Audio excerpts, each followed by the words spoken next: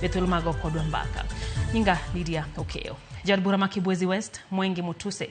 Owachoni jaleta te piny Kenya Rigathi Gachagua norocho ratich jood bura heromo mane en godo kod jofwambo dhiambo manyoro.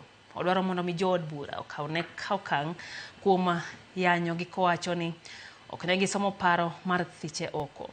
Mwengi omedo ni Gachagua notiyo marach gi apisi omiyo nyakoro thiche oko. Mwengi Mutuse en jaod bura ma Kibwezi West.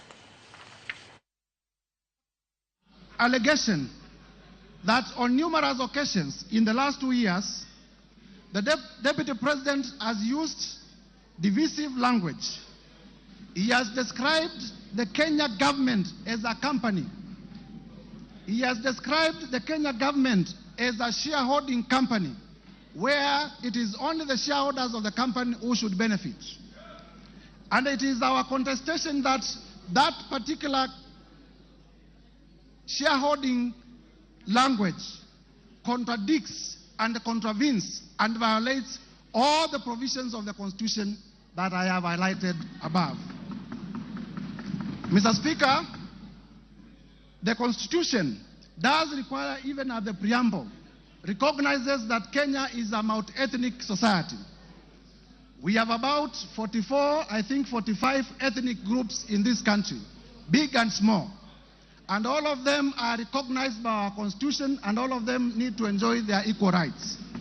And the Deputy President has consistently told Kenyans in several places of this country that some will benefit from government and others will not benefit from government.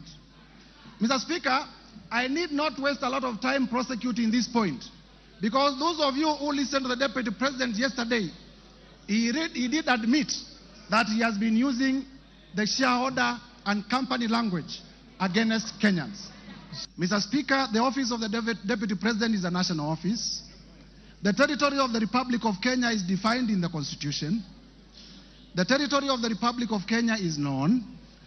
The ethnic communities of the Republic of Kenya are all supposed to enjoy benefits from the government. And therefore, I am inviting members of this assembly to find that the Deputy President has breached all the articles of the Constitution